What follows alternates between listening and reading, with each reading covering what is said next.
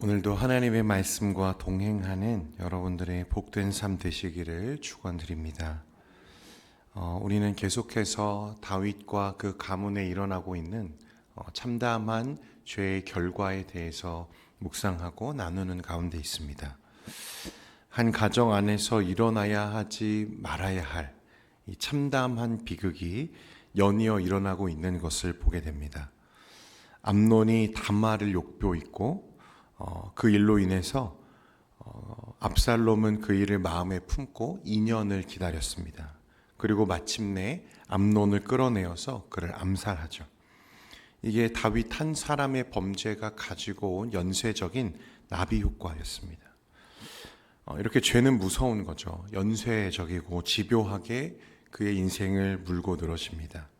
죄는 결코 사망과 죽음에 이르기까지 멈추는 법이 없는 거죠. 작은 욕심이 부른 끔찍한 참사입니다. 자녀가 자녀를 욕보이고 또 다른 자녀가 그 자녀를 죽여 살해하는 끔찍한 비극이 일어나는 이 참담한 소식을 전해 듣고 있는 오늘 다윗의 모습을 말씀이 조명합니다. 다윗은 그 소식을 듣고 압살롬이 암논을 죽였다는 그 소식을 듣고 그 비극 앞에서 옷을 찢고 엎드려 땅에 통곡하는 모습을 보입니다. 30절과 31절 말씀인데요. 우리 같이 한번 읽겠습니다. 시작. 그들이 길에 있을 때에 압살롬이 왕의 모든 아들들을 죽이고 하나도 남기지 아니하였다는 소문이 다윗에게 이르매 왕이 곧 일어나서 자기의 옷을 찢고 땅에 드러눕고 그의 신하들도 다 옷을 찢고 모셔 선지라. 아멘.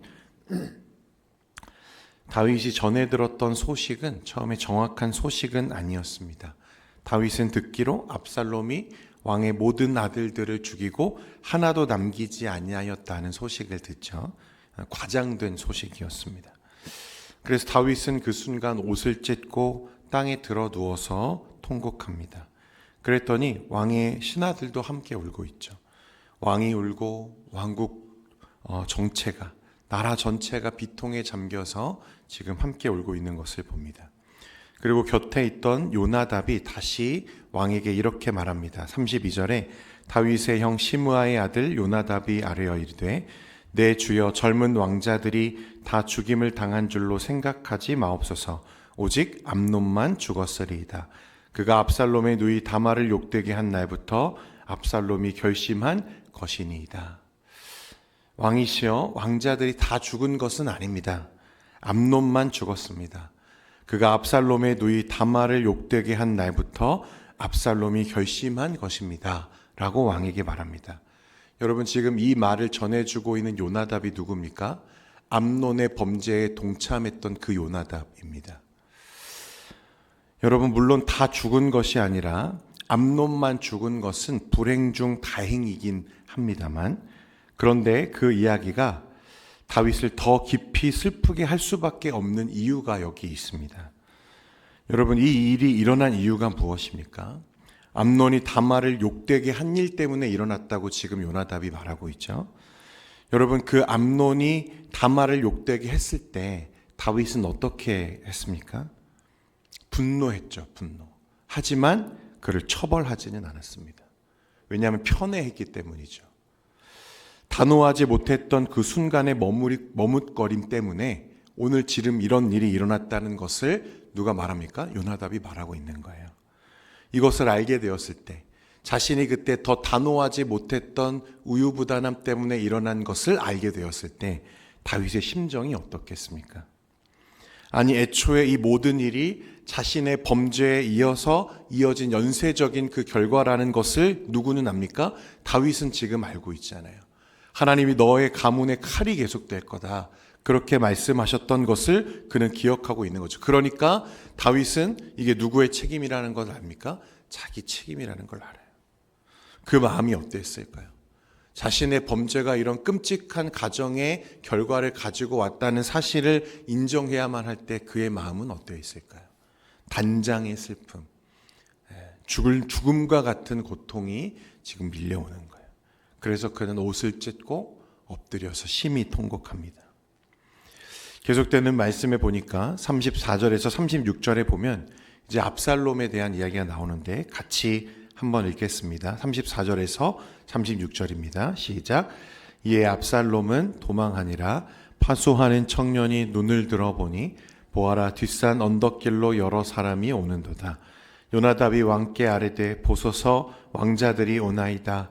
당신의 종이 말한 대로 되었나이다 하고 말을 마치자 왕자들이 이르러 소리를 높여 통곡하니 왕과 그의 모든 신하들도 심히 통곡하니라. 36절에 보니까요, 왕자들이 이르러 소리를 높여 통곡하니 왕과 그의 모든 신하도 심히 통곡했다. 계속해서 통곡하고 울고 슬픈 일들만 반복됩니다. 처음에는 다말이 울었어요. 그리고 압살롬이 분노를 품습니다. 이제는 다윗이 울고 있고 또 온 나라가 울고 왕자들이 울고 온 집안이 통곡합니다. 이게 죄의 열매죠, 여러분. 죄는 처음에 너무나 달콤해 보이고 자기 욕망을 이루는 것처럼 보이고 자기가 원하는 것을 다 가진 것 같은 착각을 주지만 그 끝에는 평안이 없다는 사실입니다. 고통만 남고 슬픔만 남길 뿐이에요. 암논은 욕망을 따라갔지만 결국 죽었고요. 압살롬은 복수에 성공했지만 그가 원하는 평안을 이루지는 못했습니다. 다윗은 왕이었지만 자기 집안을 건지지 못했고 결국 이 집에는 기쁨보다 울음이 지금 가득한 상태였습니다. 그리고 34절에 보면 압살롬은 그 길로 도망쳐서 그술왕 암미울의 아들 달메에게 갑니다. 37절과 38절 말씀 우리 같이 한번 읽겠습니다. 37절과 38절입니다. 시작. 압살롬은 도망하여 그술왕 암미울의 아들 달메에게로 갔고 다윗은 날마다 그의 아들로 말미암아 슬퍼하니라. 압살롬이 도망하여 그술로 가서 거기에 산지 3년이라. 아멘. 몇 년을 거기에서 머뭅니까? 3년을 머물렀다는 거예요. 자기 손으로 형제를 해한 그 복수의 결과가 무엇입니까? 그의 온 집안을 애통에 잠기게 만들고 가족과 끊어지고 멀어져서 스스로 유리방황하게 되는 이 비참한 압살롬의 그 분노, 이 암논을 향한 분노는 이유가 있죠. 자신의 그 혈육, 친남매죠. 다말을 향한 그의 사랑. 그 분노 자체는 이해할 수 있습니다. 그러나 그는 그 분노를 하나님께 맡기지 않고 자기 손으로 해결하려고 했죠. 그 결과 정의가 세워졌습니까? 그렇지 않습니다. 오히려 그 집안을 더 큰 비극에 빠지게 만들었다는 거예요. 여러분, 오늘 우리에게도 이 말씀은 굉장히 중요한 것을 말씀합니다. 사람은 상처를 받으면 내가 갚아주겠다는 이 복수의 마음이 생기죠. 분노하고 화를 품고. 그런데 성경에 보면 그 화를 내일까지 품지 말라고 말씀하죠. 여러분, 복수는 문제를 해결하지 못한다는 거예요. 우리의 분노는 우리의 문제를 해결하지 못한다는 것입니다. 복수는 상처 위에 또 다른 상처를 얹을 뿐이에요. 그래서 로마서 12장 21절에도 악에게 지지 말고 선으로 악을 이기라고 우리에게 말씀합니다. 여러분, 심판을 하나님께 맡기라는 거예요. 너의 분노를 쏟아내지 말고 그 마음을 누구에게 맡겨라? 하나님께 맡겨라. 공의로우신 하나님이 판단하시도록 맡기라는 것입니다. 여러분, 이 모든 이야기의 결론이 무엇입니까? 사람의 감정, 사람의 힘, 사람의 방식으로는 의를 이룰 수 없다는 거예요. 그 욕망, 자신의 본능, 자신의 경험, 이 모든 것들로는 하나님의 의, 평안을 이룰 수가 없다는 것입니다. 다윗의 감은 그 어디에도 평안이 없죠. 애통과 슬픔과 상처와 복수가 계속 반복될 뿐입니다. 그래서 오늘 이 말씀은 여러분, 결국 우리가 무엇을 바라볼 수밖에 없음을 말씀합니까? 하나님의 은혜를 바라볼 수밖에 없음을 보게 되는 거예요. 내 안에는 아무런 선이 없으므로, 내 안에는 의가 없으므로, 하나님의 그 평안을 내가 이룰 만한 능력이 나에게 없으므로 누구를 바라보게 합니까? 주님을 바라보게 한다는 사실입니다. 여러분, 오늘 39절 말씀해 보십시오. 다윗 왕의 마음이 압살롬을 향하여 간절하니 암논은 이미 죽었으므로 왕이 위로를 받았습니다. 여러분, 이게 무슨 말입니까? 압살롬은 그슬로 도망하여 3년 동안 거기에 망명해 있습니다. 아버지와 아들이 갈라졌어요. 가정은 찢어졌습니다. 상처가 그대로 남아있잖아요. 아무것도 상황 속에 해결된 게 없습니다. 그런데 아주 뜻밖의 말로 오늘 본문이 마무리되죠. 다윗 왕의 마음이 압살롬을 향하여 어떻게 했다? 간절했다. 이 말은 무엇입니까? 문제가 해결되었다는 말이 아니죠. 다윗과 압살롬의 관계가 완전히 회복되었다는 뜻도 아닙니다. 본문은 거기까지 말하지 않아요. 그리고 이후에 압살롬이 또 어떻게 하죠? 다윗을 반역하죠. 끔찍한 일이죠. 그러나 적어도 이 한 가지는 분명한데, 이 모든 비극이, 그 비극이 다윗이 압살롬을 향한 그 모든 관계를 끝내지는 못했다는 사실입니다. 그러니까 다윗은 압살롬을 어떻게 하고 있어요? 지극히 그를 사랑하고 있어요. 이런 끔찍한 상황과 비극이 이루어졌음에도 다윗은 어떻게 하죠? 그 아들을 사랑해요. 왜 그렇습니까? 아버지잖아요. 아버지니까. 가정은 무너졌지만 아버지의 마음, 아버지의 사랑까지 죽은 것은 아니었어요. 상처는 깊지만 관계가 완전히 종료되진 않습니다. 미움만 남은 것이 아니라 그리움도 남아있더라는 거예요. 여러분, 여기서 우리는 무엇을 보게 되냐면 아들을 포기하지 못하는 아버지의 마음을 보게 됩니다. 그렇죠? 그렇기 때문에 이 다윗의 모습을 통해서 우리는 누구를 생각하게 되냐면 하나님 아버지의 마음을 묵상하게 돼요. 여러분, 저와 여러분은 날마다 죄에 무너지잖아요.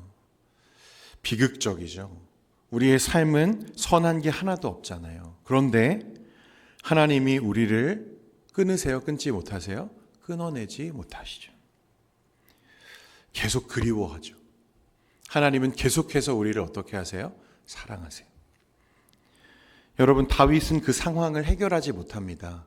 다윗은 그 관계를 해결할 능력이 없거든요. 그가 왕이고 아버지여서 그 아들 압살롬을 지극히 사랑하지만 그 관계를 그가 어떻게 할 능력이 그에게 없어요. 죄의 이 사슬을 끊어낼 능력은 없는 거죠. 그래서 계속 이 문제는 계속되어집니다.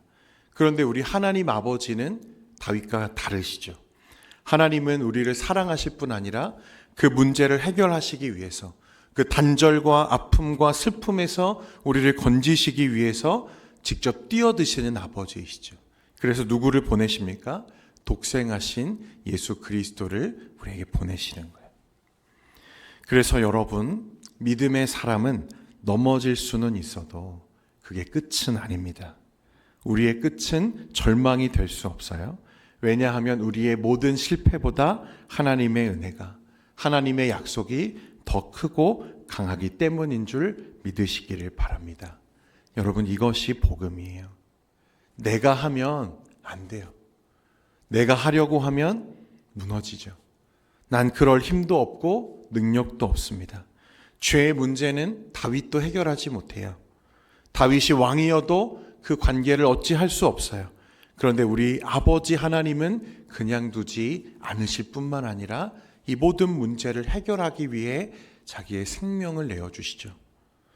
그래서 우리는 다윗을 보다가 결국 예수 그리스도를 묵상하게 됩니다. 다윗의 집은 상처와 피 흘림으로 얼룩졌지만 예수 그리스도는 그 모든 실패를 짊어지고 오신 참된 왕이시기 때문에 그렇습니다. 인간의 죄로 모두가 끝나버린 것 같은 이 세상 속에서 주님은 십자가와 부활로 하나님의 나라 그 소망이 우리 가운데 끊어지지 않으셨음을 보여주고 계시는 거죠. 사랑하는 성도 여러분, 오늘 본문은 우리에게 값싼 희망을 말하지 않습니다. 죄의 상처가 얼마나 깊은지 정직하게 말하죠. 그러나 동시에 성경 전체는 그 상처가 하나님의 구속사를 끝내지는 못한다고 말씀합니다. 그것이 우리의 소망이에요. 그러므로 사랑하는 성도 여러분, 이 한 주간의 삶 속에서 나의 관계, 나의 마음, 나의 무엇을 의지하지 마시고 그 안에 참된 회복, 참된 안식이 없음을 여러분 인정함으로 오직 하나님께, 오직 우리 주 예수님께만 회복과 은혜가 있음을 믿으시고 주님과 신실하게 동행하는 여러분들의 복된 삶 되시기를 주님의 이름으로 축원드립니다. 이 모든 문제를 해결하실 분은 누구밖에 없다? 주님밖에 없다. 주님, 나를 좀 도와주십시오. 주님이 내 안에 오셔서 평안을 이루어 주십시오. 그렇게 기도할 수 있기를 소망합니다.